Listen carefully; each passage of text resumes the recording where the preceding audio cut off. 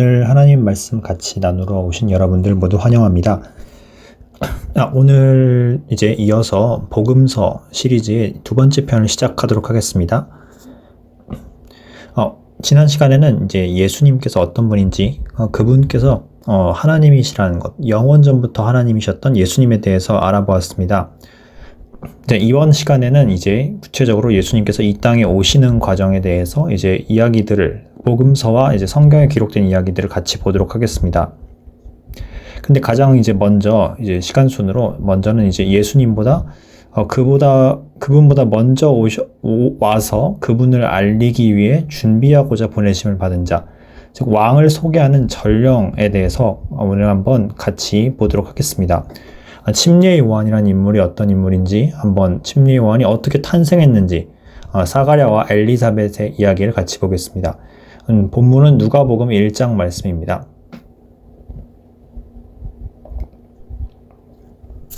먼저 그 전에 누가복음의 저자인 누가가 이제 어떤 식으로 이제 이 말씀을 기술했는지, 서론을 어떻게 기록한지를 보겠습니다. 누가복음 1장에서 1절에서 4절까지 말씀입니다. 우리 중에 이루어진 사실에 대해서 처음부터 목격자와 말씀에 일꾼된 자들이 전하여 준 그대로 내력을 서술하려고, 여기서 그대로라 함은 전하여 준 순서대로라고 이제 이해하시면 되겠습니다. 그러니까 이것은 시간 순서로 기록되어 있는 말씀인 것입니다. 누가복음의 특징이 이제 chronological order, 이제 시간 순으로 이제 이야기가 쭉 전개된다. 이렇게 이해해 주시면 감사하겠습니다. 그러려고 붓을 든 사람들이 많은지라. 여기 마가도 있고 마태도 있고 누가도 있고 나중엔 요한도 있었죠. 이렇게 여러 사람들이 예수님을 실제로 목격하고 그분의 역사적인 기록을 그대로 적으려고 붓을 든 사람들이 많았다라고 이제 누가가 소개하고 있습니다. 그리고 이제 누가는 이제 어떤 목적으로 이걸 썼느냐, 그 모든 일을 근원부터 자세히 미뤄 살핀 나도 테오빌로 각하에게 차례대로 써보내는 것이 좋은 줄 알았노니 이는 각하가 알고 있는 바를 더 확실하게 하려 함이로라. 그래서 이 누가복음의 1차 수신자는 바로 테오빌로라는 사람인데 아마도 이방인이었던 것으로 추정되고요. 그가 뭔가 알고 있었다, 그러니까 예수님에 대해서 알고 있었다는 걸 봐서 아마 테오빌로도 예수님을 믿고 이제 그분의 전도를 받고 이제 교회의 일원이 된 그런 이제 그리스도인이었던 것으로 추정이 됩니다. 아마도 누가가 이제 사도는 아니지만 이 누가가 자신의 스승인 바울에게서 들은 내용들을 쭉 정리해서 테오빌로라는 사람에게 이제 예수님에 대한 그 역사적 기록과 복음의 증거들을 이제 전해주기 위해서 이 붓을 잡았다고 생각하시면 되겠습니다. 감사하게도 이 누가가 이러한 노력을 한 덕분에 1차 수신자뿐만 아니라 후대의 우리들까지도 이제 예수님에 대한 객관적인 기록, 그리고 그분에 대한 그 모든 것을 이제 상세하게 알 수 있게 되었습니다. 이제 누가복음의 기록은 어디부터 시작하냐?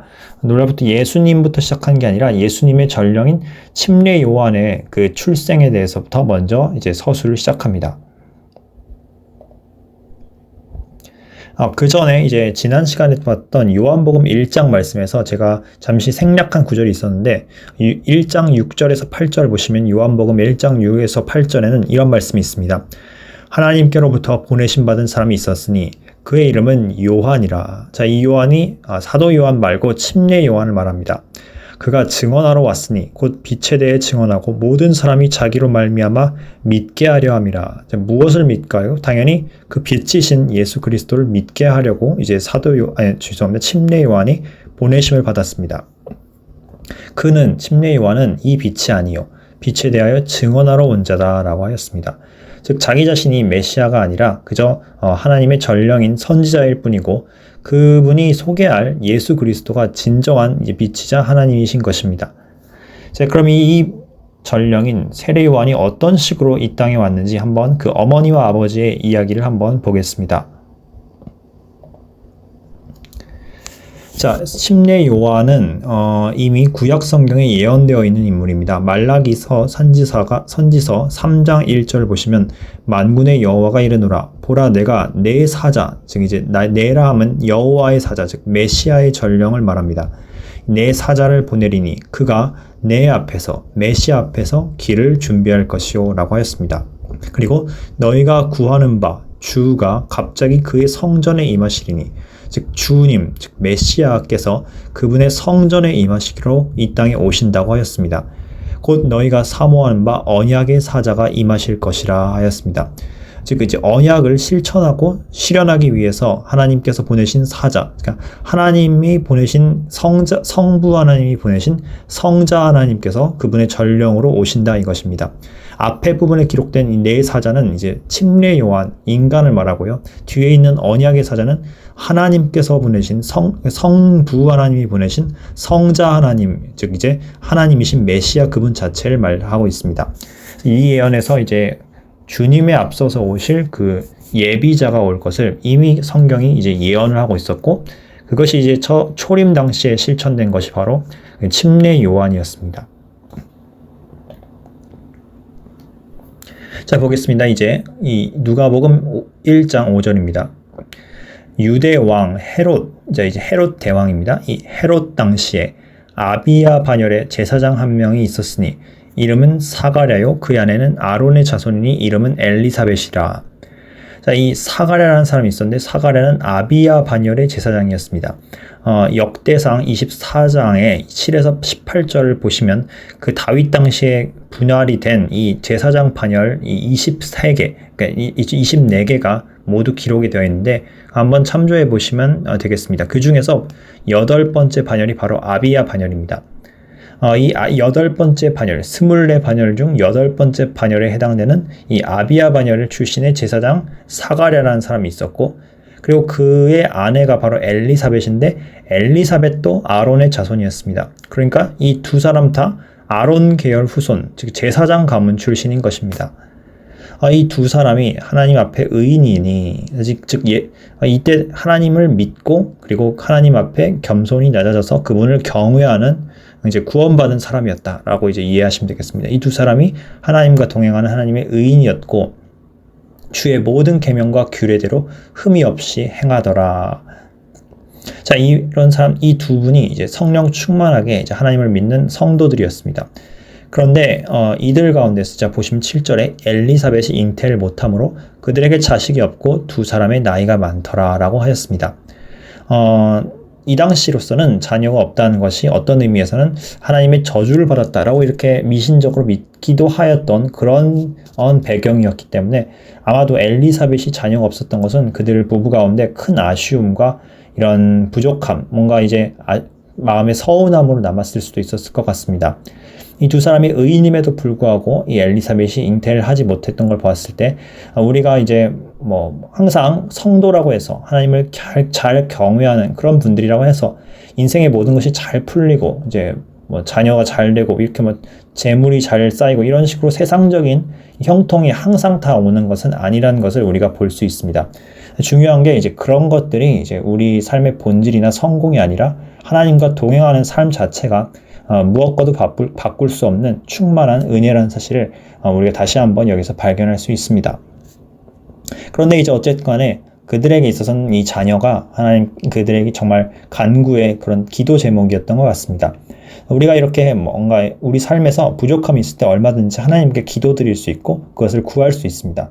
물론 그걸 이제 이뤄주시는 건 하나님의 주권과 뜻에 달려있지만 이제 우리가 얼마든지 이 필요를 아뢰 수 있습니다. 하나님의 자녀라면 이제 우리가 그 기도를 했을 때 하나님께서는 그 기도를 응답해 주심을 통해서 우리의 뜻이 아니라 하나님의 영광과 뜻을 그분 방식대로 실천해 나가십니다. 이제 그 뒤이야기를 우리가 뒤에서 볼 수 있게 됩니다.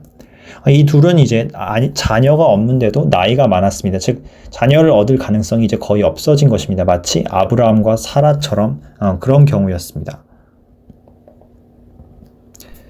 자, 이제 먼저 그 말씀을 계속 이어서 보기 전에 이 말라기서 3장 2절에서 3절 후반부 말씀을 한번 보겠습니다.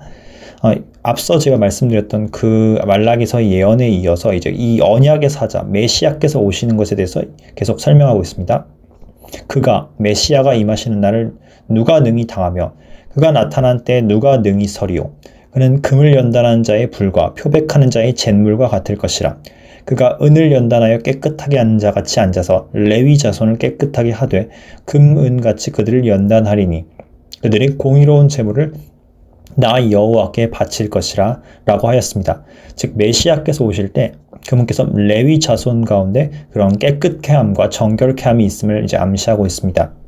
저는 이제 이 예언이 예수님 다시 오실 때에도 어느 정도 이제 성취가 될 거라고 생각하지만, 동시에 아마도 이제 초림 당시 때에는 아마도 그분의 앞길을 예비하는 이러한 이 엘리사벳과 이 스가랴와 이 둘 사이에서 나온 이 레위 출신인 이제 침례 요한, 이런 사람들을 하나님께서 미리 예비하셔서 그분의 도구로 쓰신 것, 이런 가운데도 이런 예언의 성취가 어느 정도 있다고 생각이 됩니다. 즉 이 유다 지파이신 메시아의 앞길을 이제 레위 지파 출신인 이제 제사장 가문의 침례 요한이 앞길을 준비하는 것입니다.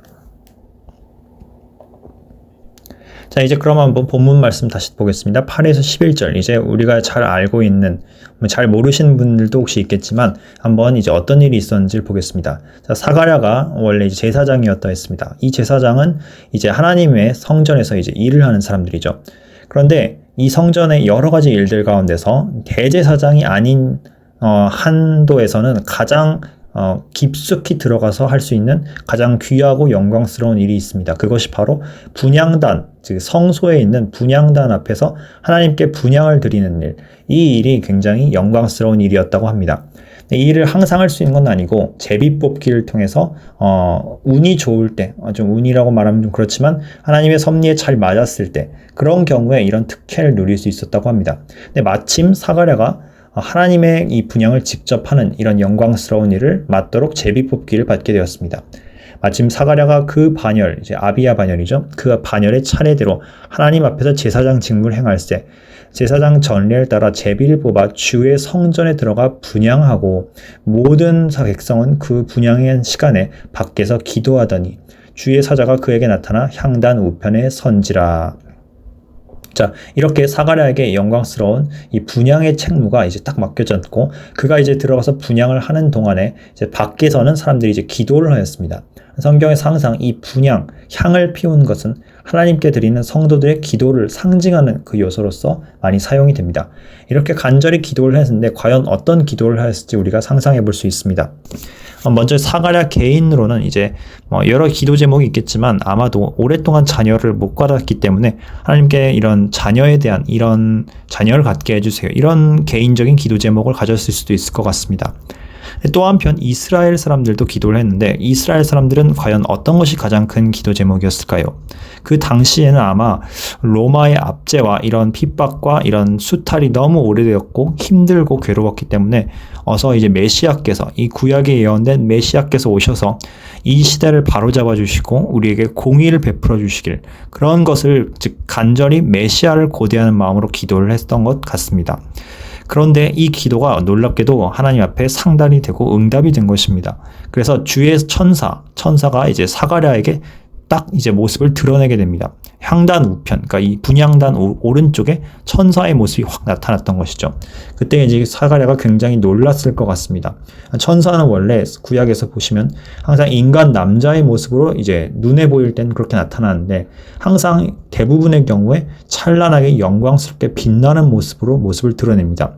사람이 보면 굉장히 두렵고 무서운 모습을 보일 수 있죠. 이제 참고로 한번 관련 구절을 한번 또 보도록 하겠습니다. 이제 향단, 이 분향단에 들리는 향이 항상 기도와 연관되었다라는 이제 내용인데, 요한계시록 8장에도 이제 비슷한 내용이 나옵니다. 일곱째 인을 떼는 천사가 일곱째 인을 이제 예수님께서 떼실 때 일곱 천사가 나타나고 또 다른 천사가 나타나서 금향로에서 많은 향을 이제 드리는 그런 장면입니다. 여기서도 성도의 기도와 합해서 향을 드렸다, 이런 구절이 있습니다. 즉 이제 천사들이 이제 성도들의 기도를 하나님 앞에 상달시킬 때 그걸 전달해주는 이제 매개자의 역할을 한다는 것을 여기서도 볼 수 있습니다. 이건 예수님 재림 때 당시에 이제 일이 이제 이 계시록의 말씀이라면 오늘 본문의 누가복음은 이제 예수님 초림 당시에도 이와 같은 성도들, 특히 이스라엘 백성들의 기도의 상달이 천사를 통해서 있었다는 것을 볼 수 있습니다. 이 천사가 바로 이제 뒤에 나오겠지만 가브리엘 천사였습니다. 12절, 천사가 나타나자 이렇게 사가랴가 반응합니다. 사가랴가 보고 놀라며 무서워하니, 천사가 나타나니 너무 두려웠던 것입니다. 우리는 이제 천사가 이제 날개 달린 이제 아기 천사 이런 걸 생각하지만 사실 성경엔 그런 천사는 없고, 천사는 모두 항상 건장하고 강하고 위대한 모습의 그런 두려운 초자연적 존재로서 모습을 드러냅니다.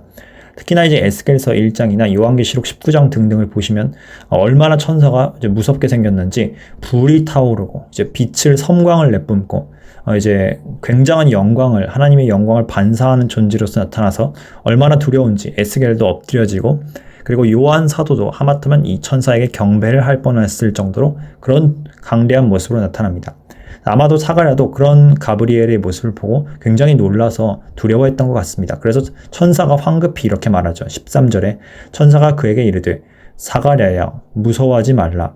너의 간구함이 들린지라. 내 아내 엘리사벳이 내게 아들을 낳아주리니 그 이름을 요한이라 하라 라고 하였습니다. 그러니까 아브라함 사라의 경우와 비슷하게 아마 사가랴 부부도 오랫동안 이 자녀를 갖게 해달라고 하나님께 기도를 드렸던 것 같습니다. 그리고 하나님께서는 그 기도를 오랫동안 안 들어주신 것 같았지만 그 기도를 상달 받으시고 그리고 때가 이르렀을 때 이들에게 이 은혜를 베푸십니다. 그러니까 우리의 기도가 오랫동안 응답이 잘 안 되는 경우가 있을 수 있습니다. 하지만 끝까지 포기하지 않을 때 하나님의 때에 하나님의 방식으로 하나님이 원하시는 그 은혜를 베푸신다는 것을 우리가 다시 한번 발견할 수 있습니다. 마치 이제 아브라함 사라도 오랫동안 아기를 기다렸지만 하나님이 약속까지 하셨지만 거의 99세가 될 때까지 이 아브라함은 자녀 소식을 얻을 수가 없었습니다. 그런데 하나님께서는 도저히 이루어질 것 같지 않을 때, 도저히 사람의 능력으로는 이룰 수 없을 것 같을 때가 됐을 때 하나님의 그 영광을 드러내시고 기도를 응답하십니다. 자, 그런데 이제 천사가 이 사람이 이 아들을 준다는 것도 놀라운 은혜인데 더 놀라운 일을 예언합니다. 그것은 바로 이것이 메시아와 연관된 아이라는 것을 암시하고 있습니다. 자, 보겠습니다. 이 아이가 누구냐? 자, 이 천사의 설명을 들어보겠습니다. 너도 기뻐하고 즐거워할 것이요. 많은 사람도 그의 태어남을 기뻐하리니. 자, 왜 기뻐할까요? 자, 이는 그가 주 앞에 큰 자가 되며 포도주나 독한 술을 마시지 아니하며 모태로부터 성령 충만을 받아 이스라엘 자손을 주 곧 그들의 하나님께로 많이 돌아오게 하겠습니다. 그가 또 엘리야의 심령과 능력으로, 굉장히 중요한 표현입니다. 엘리야의 심령과 능력으로 주 앞에 먼저 와서 아버지의 마음을 자식에게로, 거스르는 자를 의인의 슬기로 돌아오게 하고 주를 위해 세운 백성을 준비하리라 라고 천사의 예언이 이제 이어집니다. 자, 이 내용을 제가 정리를 해드리겠습니다. 자, 이 침례 요한, 앞으로 태어날 이 아이, 이름을 요한이라 지으라고 천사가 계시를 해줬습니다. 자, 이 침례 요한에 대해서 이제 태어나기 전부터 이런 수태의 예언들이 있는데, 첫째, 그 자가 주 앞에서 큰 자가 될 것이라고 하였습니다. 예수님 말씀하실 때 침례 요한은 어떤 사람이냐? 그는 선지자보다 더 큰 자라라고 하였습니다. 그리고 여자가 낳은 자 중에 침례 요한보다 큰 자가 일어난 님이 없었다라고 마태복음 11장 11절에 말씀하였습니다. 자, 이것은 어떤 뜻이냐면 특히나 이 침례 요한의 그 성품과 이 신앙심도 있지만 예수 그리스도를 직접 그가 침례를 주고 그분을 만민 앞에 소개하는 역할을 하는 그 최초의 전령, 직접적으로 그분을 가까이서 소개하는 그런 놀라운 영광스러운 직분을 얻었기 때문에 이 침례 요한이 가장 큰 자라고 하는 것입니다. 다른 구약의 선지자는 멀리서 보고 예수님을 그저 예언하기만 했다면 침례 요한은 자기 생애에 직접 예수님을 육신 대 육신으로 직접 마주하고 그분을 직접 이 만민 앞에 선포하는 그런 놀라운 영광을 얻었던 것이죠. 자, 이 침례 요한이 그렇게 큰 자가 될 것이며, 두 번째, 그 자는 포도주나 독주를 마시지 않을 것이라고 하였습니다. 이것은 민수기 6장의 나실인 서원을 이제 암시하는 것입니다. 마치 삼손도 태어나면서부터 나실인으로 바쳐졌던 것처럼 이 침례 요한도 나실인과 비슷하게 하나님께 특별한 목적으로서 따로 구분되어 바쳐진 자가 될 것이라고 합니다. 그리고 그는 모태로부터 성령으로 충만한다고 하는데, 이제 어떤 기독교계에서는 이런 용어가 있죠. 모태 신앙, 이런 표현이 있는데 사실 성경적인 용어는 아닙니다. 왜냐하면 모든 사람은 죄인으로 이제 태어나기 때문에, 태어나면서 이제 신앙을 가진 사람은 없습니다. 모태 신앙이란 건 엄밀히 말하면 없는 것이고, 누구든지 거듭나야만 이제 신앙이 있는 것입니다. 그건 이제 기독교 집안이건, 이슬람에서 태어났건, 불교 집안에서 태어났건, 동일하게 적용되는 규칙입니다. 그러나 이제 어쨌든 간에 이 침례 요한은 특이하게도 이 모태에서부터 이 성령께서 특별한 목적으로 이제 충만을 주셨습니다. 구약 시대 때도 이제 성령님께서 역사를 하셨는데 그 구약 시대에 성령께서 임재하시는 것은 많은 경우 어떤 특정한 목적으로 특정한 사람을 어떤 선지자나 그런 목적으로 쓰기 위해서 잠시 일시적으로 임하는 경우가 많습니다. 그런 의미에서의 성령 충만이라고 보시면 되고, 오순절 이후에 있는 이런 모든 신자들에게 항상 내주하시는 그런 성령 충만은 이제 좀 다른 개념이라고 보시면 되겠습니다. 어쨌든 간에 정말로 이 아이는 하나님의 그 특별한 예언된 선지자의 목적으로 왔기 때문에 모태에서부터 이 메시아에게 반응할 수 있는 그런 어떤 일종의 영감을 이제 얻었던 것 같습니다. 그래서 누가복음 1장 44절 보시면 이 엘리사벳이 이 마리아와 만나서 마리아에게 내 뱃속에 있는 이 아이가 뱃속에서 마리아의 그 뱃속에 있는 그 메시아를 보고 놀라워서 기쁨으로 뛰놀고 있다. 이런 이제 표현을 하고 있습니다. 아마 이제 영끼리 이제 통하는 그런 게 있는 것 같습니다. 그래서 이제 모태로부터 성령으로 충만한 특별한 목적으로 구분된 선지자라는 것이죠. 그 다음에 이 침례 요한이 할 가장 중요한 일이 바로 주의 백성을 미리 예비시키는 것, 즉 메시아를 받아들일 수 있도록 그들을 회개의 길로 이끌고 주님을 영접할 준비를 시키는 것, 이게 바로 주의 길을 예비하는 것입니다. 이 마른 땅, 이사야서 40장을 보시면 이 주에 앞서 나간 광야의 목소리가 이 골짜기를 돋우고 모든 산들을 평평하게 만들고 이런 일을 한 것이라고 하였습니다. 이것을 영적으로 이제 해석을 하는 경우에는 사람들의 마음에 있는 이 같은 골짜기나 산들 이런 것들을 모두 평평하게 하여서 주가 오실 길을 이제 마음을 예비시킨다. 이제 이렇게 이해를 해볼 수도 있습니다. 이게 바로 선지자, 최후의 구약 선지자인 침례 요한이 할 일이었습니다. 이 침례 요한에 대해서 이 가브리엘의 예언 중 아주 중요한 부분이 있었습니다. 그가 엘리야의 심령과 능력으로 충만히 채워질 것이다. 그리고 그가 아버지들과 아들을 이제 화해시키고 그리고 거스르는 자를 의인의 슬기로 돌아오게 할 것이라고 하였습니다. 아마도 사가랴 제사장은 이 예언 말을 듣자마자 뭔가 필이 왔을 겁니다. 그게 무슨 말이냐면 이 아이가 단순한 아이가 아니라 성경에 예언된 바로 그 메시아의 전령이구나 라는 것을 깨달았던 것입니다. 이 구절은 어디서 인용된 것이냐? 말라기서 4장 5에서 6절에서 인용된 것입니다. 보라, 여호와의 크고 두려운 날이 이르기 전에. 여호와의 크고 두려운 날은 많은 경우 주가 임하시는 날을 말합니다. 여기서는 예수 그리스도의 초림과 재림 둘 다를 이제 함축적으로 이중 예언한 것이라 볼 수 있죠.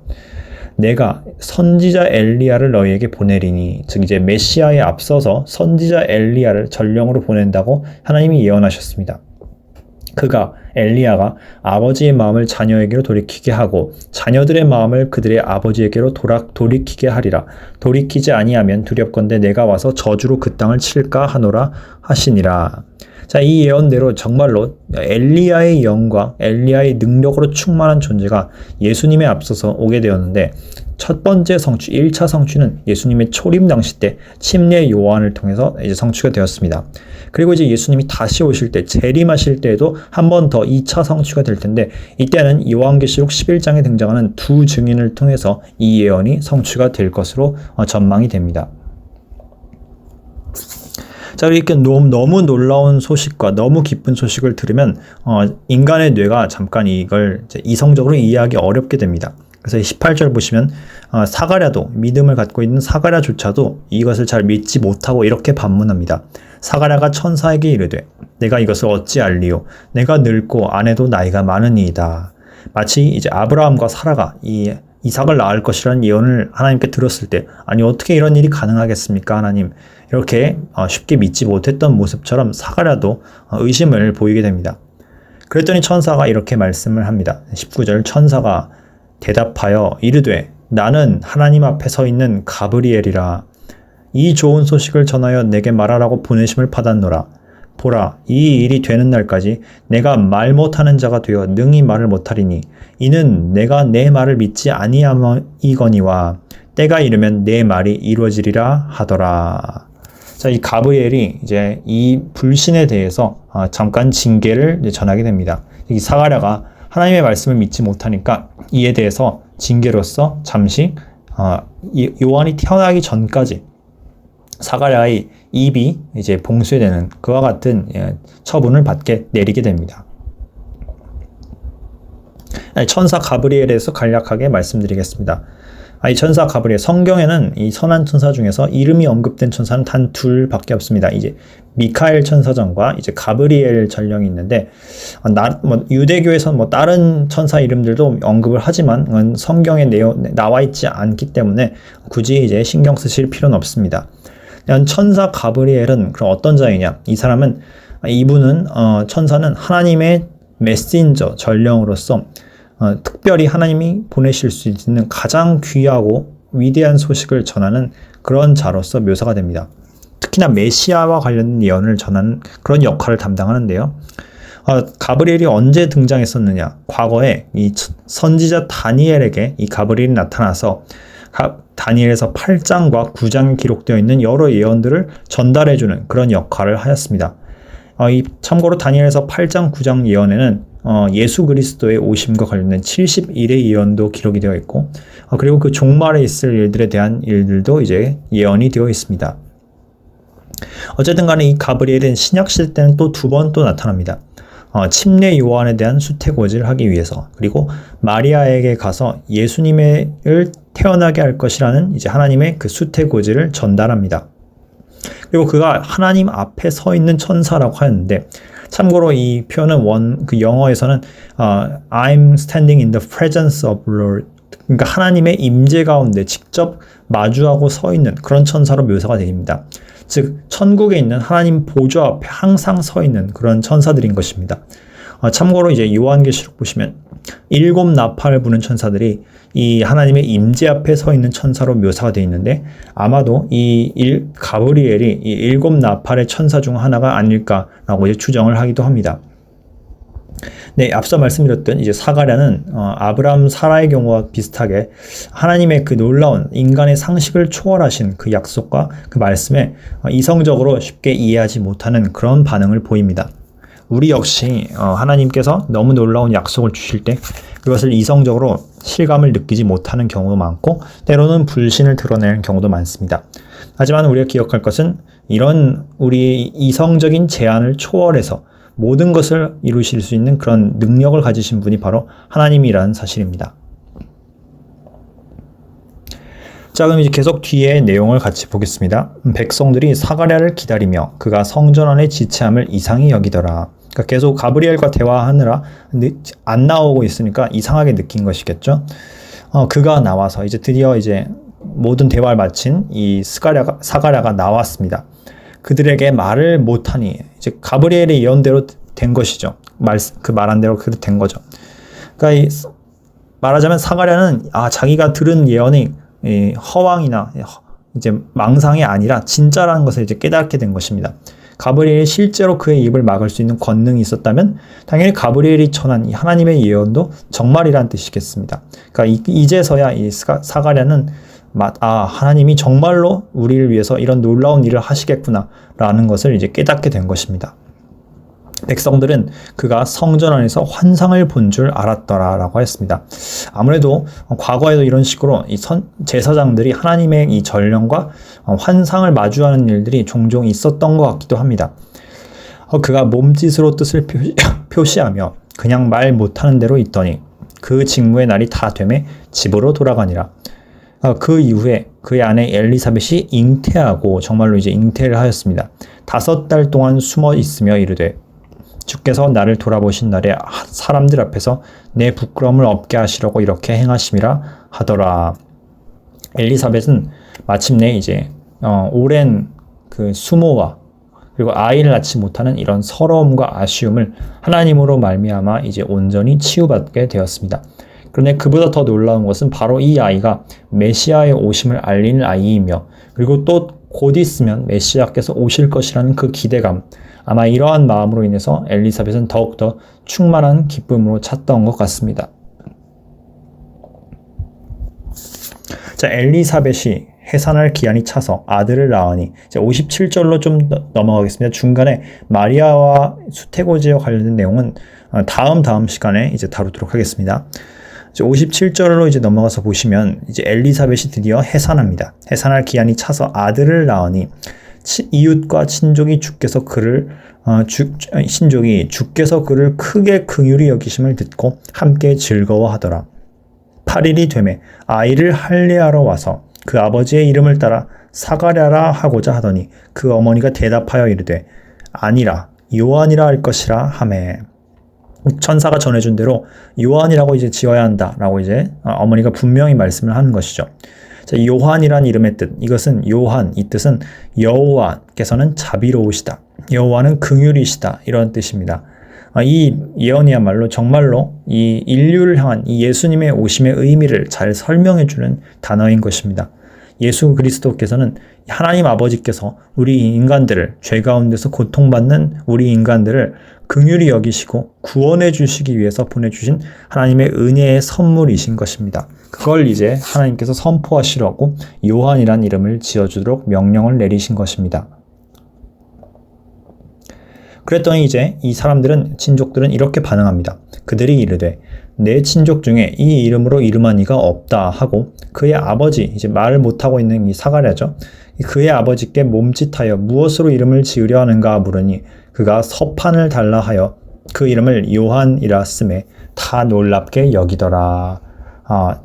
그렇게 해서 이제 침례 요한이 드디어 이제 이름을 받게 되었습니다. 그랬더니 자, 이에 그 입이 곧 열리고 혀가 풀리며 말을 하여 이제 드디어 마침내 사가랴가 천사가 예언했던 그대로 이제 마침내 혀가 풀리고 말을 할 수 있게 되었습니다. 예전에 그 에스겔서를 보시면 에스겔도 비슷한 경험을 하게 되는데 하나님께서 그의 입을 잠시 봉쇄시켰다가 어떤 때가 이르렀을 때 그의 입이 열리도록 이제 하나님께서 설정하셨죠. 이가 비슷하게 사가랴도 이와 같은 놀라운 표징을 봄으로써 내가 받은 이 아이가 정말로 메시아의 사자구나.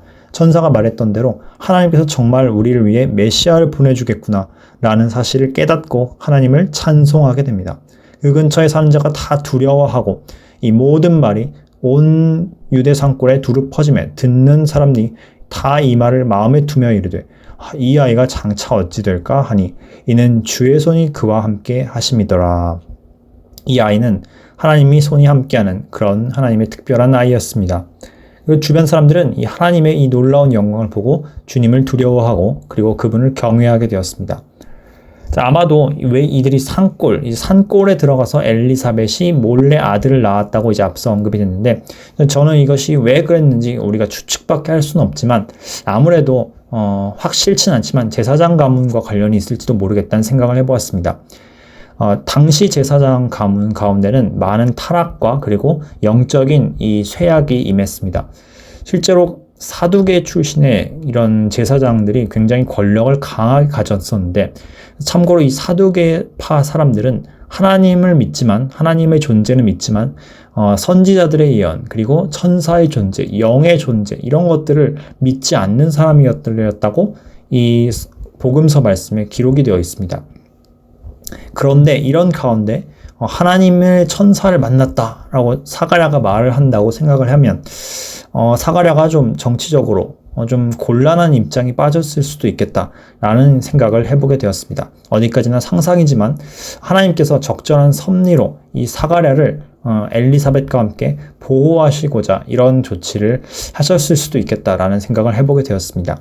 그래서 어쨌든 간에 하나님께서는 이 아이를 그분의 손안에서 잘 키우셨고 장차 광야로 내보내셔서 예수 그리스도께서 온 세상에 선포되기 위한 그 준비의 밑거름을 닦았다고 합니다. 그 붙인 사가랴가 성령 충만을 받아 예언하여 이르되 자, 드디어 이제 이 아이의 태어남에 대한 하나님께 대한 사가랴의 고백과 이 찬송이 이어집니다. 그런데 이때 이 예언은 성령 충만을 받아서 예언하는 것이기 때문에 단순히 사가랴의 어떤 그 개인적인 소견이 아니라 하나님께서 우리에게 주시는 말씀이기도 합니다. 그리고 놀랍게도 사가랴는 이때 예언할 때 요한이 태어났으니까 자기 아들 요한에 대해서 막 축복하고 그런 얘기를 할 수도 있을 텐데 놀랍게도 요한에 대한 얘기는 거의 하지 않고 오로지 예수 그리스도께서 오실 것에 대한 그 감탄과 찬양만을 내뱉는 것을 우린 뒤에서 볼 수 있게 됩니다. 이것이 바로 성령 충만할 때 나타나는 특징입니다. 하나님께서 우리에게 우리가 간절히 어떤 기도 제목을 두고 소원을 빌 수 있습니다. 하나님께 기도를 구하고 우리의 하나님의 소원과 필요를 채워주셔서 이렇게 기도를 할 수 있습니다. 그런데 하나님께서는 그런 기도를 그분의 주권 하에서 들어주시기도 합니다. 그렇게 들어주시고 더 좋은 것을 주실 때 그 목적은 단순히 우리의 필요를 채우는 게 끝이 아니라 그걸 통해 하나님의 더 큰 계획을 이루시는 게 주님의 진짜 목적인 경우가 훨씬 더 많습니다. 그렇기 때문에 우리가 그것을 성령으로 발견한다면 우리는 우리의 소원을 이루어주시는 그 하나님의 더 크신 뜻이 무엇인가, 그 뜻이 바로 예수 그리스도의 영광이다, 이런 것을 우리가 성령을 통해 마음으로 발견할 수 있어야 합니다. 그때 우리가 이제 사가랴처럼 우리의 소원을 들어주신 주님을 찬양하는 걸 넘어서 그걸 통해 더 크신 하나님의 뜻인 예수 그리스도의 영광을 실현하는 그 주님을 더 기뻐할 수 있게 되는 것입니다. 찬송을 한번 들어봅시다. 사가랴의 예언입니다. 찬송하리로다 주 하나님 이스라엘의 하나님이여 그 백성을 돌아보사 속량하시며 우리를 위하여 구원의 뿔을 그 종 다윗의 집에 일으키셨으니 이것은 주께서 예로부터 거룩한 선지자의 입으로 말씀하신 바와 같이 우리 원수에게서와 우리를 미워하는 모든 자의 손에서 구원하시는 일이라 라고 하였습니다. 사가랴는 이 예언을 통해서 두 가지를 이제 하나님의 입술을 통해 선포합니다. 구원의 뿔을 다윗의 집에서 일으키실 것이다. 즉 다윗의 집에 이 메시아께서 오실 것이다. 그날이 이제 드디어 다가왔다 라는 것을 예언하였고, 두 번째, 이 예언을 통해서 이 메시아를 통해서 원수로부터 구원과 구속을 받는 일이 이루어질 것이라고 사가랴는 예언을 합니다. 자, 이 구원의 뿔, 이 표현을 한번 찾아보겠습니다. 시편 18편 2절이나 사무엘하 22장 3절 동일한 말씀인데 이런 말씀이 있습니다. 여호와는 나의 반석이시요 나의 요새시요 나를 건지신 이시요 나의 하나님이시요 내가 그 안에 피할 나의 바위시요 나의 방패시요 나의 구원의 뿔이시요 나의 산성이시로다. 자, 여기서 구원의 뿔이 이제 드디어 언급이 되는데 하나님 그분 자체가, 즉 여호와 그분 자체가 바로 구원의 뿔이신 것입니다. 그런데 이제 다윗의 집에서 구원의 뿔을 일으키시겠다고 하였으니 하나님께서 그분 자신이 직접 이 땅에 인간으로 내려오시되 다윗의 집을 통해서 다윗의 후손을 통해서 내려오신다, 이런 뜻입니다. 그래서 예수님에 대해서 말하기를 요한계시록에서는 나는 다윗의 뿌리이자 다윗의 자손이다 라고 하였습니다. 즉 다윗을 창조하신 여호와 하나님 그분 자체인 동시에 다윗의 후손으로 오신 인간 예수 그리스도이신 것입니다. 그분이 바로 이제 우리에게 주어진 이 땅의 선물이며 또 우리를 구원하시는 능력이신 것입니다. 성경에서 뿔은 항상 그 강력한 능력을 상징하는 표현인데 이제 구원하시는 능력을 가지신 분이 이 땅에 다윗의 후손으로 오신 하나님이시다라는 것입니다. 이 메시아께서는 이 능력으로 하나님의 백성들을 원수들로부터 속량을 하시고 또 그에 대해서 이런 일에 대해서 모든 선지자들이 이미 예언을 하였던 것을 우리는 구약의 많은 선지자들을 통해 이미 여러 번 찾아보았습니다. 자, 우리 조상을 긍휼히 여기시며 그 거룩한 언약을 기억하셨으니 곧 우리 조상 아브라함에게 하신 맹세라. 우리가 원수의 손에서 건지심을 받고 종신토록 주의 앞에서 성결과 의로 두려움 없이 섬기게 하리라 하셨도다. 자, 이 사가랴는 이 찬송에서 하나님께서 이 메시아를 주신 이 놀라운 기적은 아브라함과 이삭과 야곱과 더불어 맺은 하나님의 그 거룩한 언약, 이 거룩한 언약의 최종적인 성취라는 것을 강조하고 있습니다. 메시아께서 바로 이 메시아를 통해서 이 아브라함 언약이 온전히 성취가 되는 것입니다. 이 메시아께서는 앞서 말씀드렸듯이 원수로부터 그분의 백성을 구속해내십니다. 그럼 그 원수가 누구인지를 우리는 알아야 합니다. 가장 먼저 가장 큰 죄는 그 원수는 바로 인간을 멸망시킨 죄입니다. 그 죄 자체가 원죄의 그 자체가 우리를 멸망으로 끌고 가는 원수들이고 우리의 옛 주인 노릇을 하던 존재인데 하나님께서 이제 그 속박을 완전히 끊으시고 죄로부터 인간들을 건지시고 속량하시고 구원하실 것입니다. 또 죄와 더불어 죄와 함께 짝으로 오는 것이 바로 죽음이고 둘째 사망인 지옥인데 그것으로부터 이제 메시아께서 우리 모든 사람들을 구원하시고 건져내십니다. 그리고 그 죄의 권세를 잡은 자, 사망 권세 잡은 자, 사단 마귀로부터도 예수님께서는 우리를 완전히 속량하셔서 우리를 더 이상 사단의 자녀가 아닌 하나님의 자녀로 만들어 주십니다. 바로 이 길을 하나님께 담대히 나아갈 수 있도록 길을 열어주신 분이 메시아인데 사가랴의 예언대로 우리가 성결과 의로서 두려움 없이 하나님을 섬길 수 있게 하였다. 즉 우리가 더 이상 이제 우리가 공포에 떨며 죄로 인해 심판받을 것을 걱정하며 벌벌 떨면서 다가가는 것이 아니라 당당히 예수 그리스도의 보혈을 믿고서 그분 앞에 하나님 앞에 담대히 나아갈 수 있도록 길을 열어주신 것이 그분 메시아의 역할이신 것입니다. 이걸 통해 그분은 구원받은 백성들을 성결하게 구분하셔서 우리를 거룩하게 만들어 가십니다. 그리고 더 나아가서 메시아께서는 우리 이방인들에게도 이런 은혜를 베푸시고 그리고 이스라엘 백성들도 이제 언약을 성취하여서 구속하시고 그들을 회복시키고 회개의 길로 인도하시는 분입니다. 자, 그 하나님의 그 거룩한 언약의 그 내용을 한번 정리해 보겠습니다. 창세기 12장 1에서 3절에 여호와께서 아브라함에게 이런 예언을 주셨습니다. 너는 너의 고향 친척 아비집을 떠나라. 그리고 내게 보여줄 땅으로 가라. 내가 너로 큰 민족을 이루고 먼저는 이제 이스라엘이란 큰 민족을 이루도록 예언을 주셨습니다. 이것은 그대로 성취가 되었고 지금까지도 유대인들이 보존됨으로써 계속 성취되고 있습니다. 두 번째, 내게 복을 주어 내 이름을 창대하게 하리라. 정말로 아브라함은 크게 복을 받았고 창대하게 되었고 오늘날도 기독교뿐만 아니라 유대교, 이슬람교 포함해서 수많은 사람들의 그 종교들을 민족들의 아버지가 되었습니다. 세 번째, 너는 복이 될지라. 너를 축복하는 자에겐 내게 복을 내리고 너를 저주하는 자에겐 내가 저주하리니 땅의 모든 족속이 너로 말미암아 복을 얻을 것이라. 자, 하나님께서는 아브라함을 이 믿음으로 하나님을 믿은 이 아브라함을 신실한 아브라함을 복의 근원으로 복이 될 것이라고 선포하셨습니다.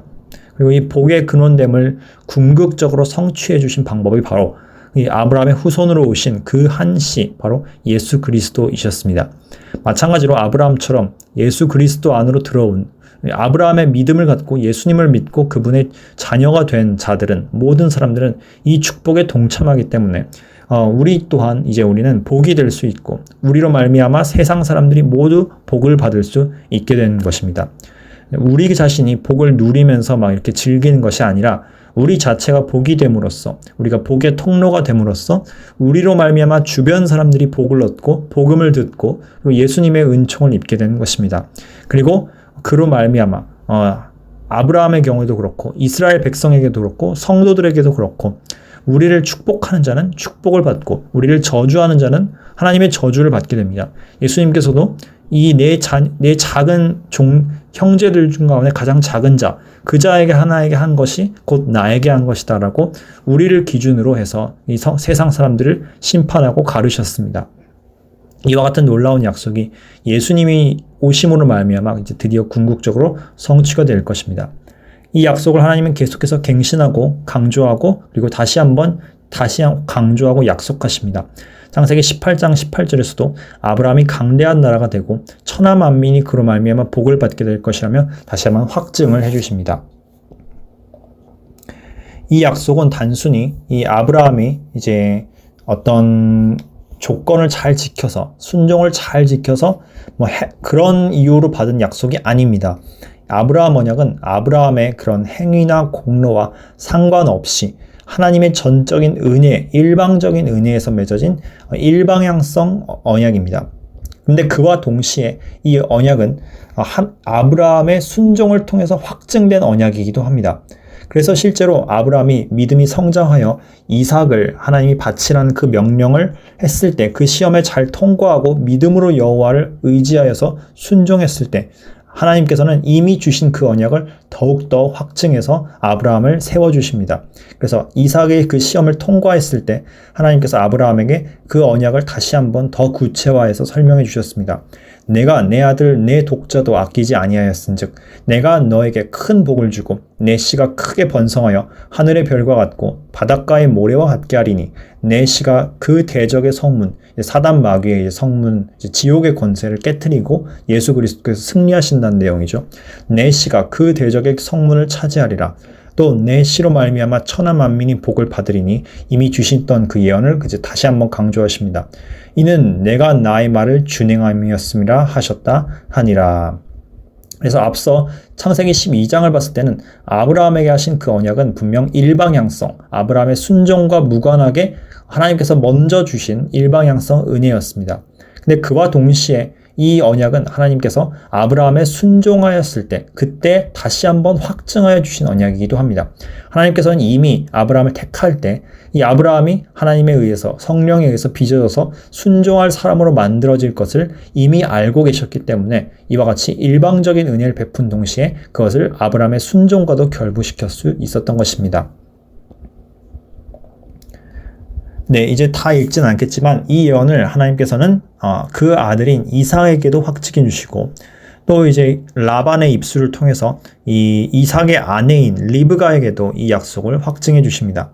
그리고 이 이삭과 리브가의 아들인 야곱에게도 동일한 예언을 주시면서 베델에서 쫓겨가는 그를 하나님께서 이 언약의 확증을 통해서 다시 한번 일으켜 세워 주십니다. 자, 그래서 이제 이 언약이 드디어 이 예수 그리스도에 의해서 이스라엘 백성에게 먼저 성취가 되고 그리고 더 나아가 이방의 열방의 모든 민족들에게도 우리에게 복의 통로가 되어서 임하게 될 것입니다. 예수 그리스도께서는 아브라함의 언약에서 드러났듯이 천하 만민이 복을 얻게 되는 그 근원이 바로 예수님이십니다. 아브라함의 족속을 통해서 예수님이 오셨고 그분을 통해서 천하 만민이 복을 받아서 우리도 이제 이 하나님의 자녀가 되는 축복을 얻게 되는 것입니다. 여러분이 아직 하나님을 믿지 않는다면 인생에서 가장 누릴 수 있는 가장 큰 복이 바로 주님을 알고 주님을 통해서 하나님의 자녀가 되었을 때 그때 오는 삶의 참 의미가 실현되는 그 충만함, 그것이 가장 큰 축복이라는 사실을 여러분이 발견하고 그 가운데로 나아오셔서 주님과 연합되는 그런 일이 벌어지기를 주님의 이름으로 축원을 합니다. 이제 이 맺는 말로써 이제 사가랴 제사장은 이제 아들에 대해서 이렇게 이제 말을 합니다. 내 아들 침례 요한아, 이 아이여, 내가 지극히 높으신 이의 선지자라 일컬음을 받고 주 앞에 앞서가서 그 길을 준비하여 주의 백성으로 그 죄사함을 말미암은 구원을 알게 하리니 이는 우리 하나님의 긍휼로 인함이라. 이로써 돋는 해가 위로부터 우리에게 임하여 어둠과 죽음의 그늘에 앉은 자에게 비치고 우리 발을 평강의 길로 인도하리로다 하니라 라고 맺은 말을 이제 마무리합니다. 자, 이 침례요한이 바로 이제 이 아버지께서 그 아버지 사가랴가 정확히 이해했던 대로 예수 그리스도, 지극히 높으신 예수 그리스도의 선지자가 되었고 그분의 길을 준비하게 되었으며 그리고 그분, 예수님을 통해 죄사함을 받는 그 구원, 그것을 백성들에게 알게 하는 그런 역할을 하였습니다. 이것이 바로 하나님의 긍휼인 것입니다. 바로 요한이라는 이름의 뜻이 하나님의 긍휼이죠. 하나님의 긍휼이라는 것은 우리가 마땅히 받아야 할 것, 즉 영원한 심판, 그리고 죄로 인해서 하나님으로부터 끊어져야 할 공의의 대가를 하나님께서 용서하시고 그것을 우리에게 보류하시고 그것을 거두신다. 우리가 마땅히 처분받아야 할 것보다 더 나은 대접을 받는 것을 우리는 긍휼이라고 합니다. 그런데 하나님의 긍휼은 반드시 하나님의 의로움을 통해서 이루어져야 하기 때문에 우리가 행한 그 죄에 대한 죄값을 하나님께서 그냥 이유 없이 생략을 하실 수가 없습니다. 그래서 주님께서는 반드시 어떠한 확실한 의로운 근거를 통해서 우리에게 긍휼을 베푸셔야만 하는데 그것이 바로 예수 그리스도께서 십자가에서 우리를 위해서 대신 속죄하기 위해서 죽으신 죽음입니다. 그 죽음으로 인해서 하나님께서 그분의 모든 진노와 그리고 심판을 충족시킬 수 있게 되었고 우리는 주님으로 인해서 주와 함께 죽고 다시 살면 모든 죄를 이미 다 용서받고 이미 다 주님에 의해서 해결받고 하나님 앞에 의로운 자로서 우리가 의롭지 않고 죄를 지었음에도 불구하고 하나님 앞에 의로운 자로서 받아들여진 것이 바로 하나님의 긍휼인 것입니다. 이런 놀라운 은혜가 바로 태양으로서 비유가 됩니다. 그래서 말라기 4장 2절에서도 내 이름을 경외하는 너희에게는 공의로운 해가 떠올라서 치료하는 광선을 비출 것이다 라고 하였습니다. 이 공의로운 해가 바로 참된 이 태양 태양보다 더 이제 근원적이신 분이 예수 그리스도이십니다. 그리고 이런 그분이 빛으로 나타날 것을 이제 다시 한번 이제 사가랴가 예언으로 강조하고 있습니다. 이 예언, 어둠과 죽음의 그늘에 앉은 자에게 비치는 빛, 이것이 바로 이제 이사야 예언자의 말을 인용한 것인데, 이사야서 9장 2절 6절 보시면 흑암에 행하던 백성이 큰 빛을 보고 사망의 그늘을 찐 땅에 거주한 자에게 빛이 비춘도다 라고 하였고, 그 왕의 이름이 바로 평강의 왕이라 할 것이라 라고 하였습니다. 즉 우리의 발을 평강의 길로 인도하신 분이 바로 주님이십니다. 우린 참된 평강을 어떻게 해야 누릴 수 있냐? 우리가 이 땅에서는 이런 평강을 얻을 수가 없습니다. 이런 안전, 이런 것을 세상에서 이제 보증을 받을 수가 없습니다. 그런데 주님 안으로 들어가고 주님과 함께 가면 세상에서 아무리 험한 일이 일어나고 아무리 악한 일이 주변에서 일어나도 우리는 하나님의 영원한 평강으로 들어갈 수 있게 됩니다. 자, 그래서 이제 80절로 이제 이 침례 요한이 어떻게 자라나는지 이제 마무리를 짓고 있습니다. 아이가 자라며 심령이 강해지며 이스라엘에게 나타난 날까지 빈들 이제 광야에 있었느니라 라고 하였습니다. 자, 이것은 오늘 말씀은 여기까지 마무리이고, 다음 시간에는 이제 드디어 이제 예수님의 오심에 대해서 이제 시작을 할 텐데, 아마도 이제 먼저는 예수님의 족보에 대해서 한번 정리하는 시간을 가져보도록 하겠습니다. 그 뒤에 이제 마리아가 받은 이제 예수님의 수태고지, 그분의 어린 시절, 이런 것들을 같이 나눠보도록 합니다. 한 주간도 평안하시고 예수님 안에서 충만하시고 하나님을 항상 인생의 가장 최우선으로 삼는 그런 여러분들이 되시기를 예수님의 이름으로 축원합니다. 감사합니다.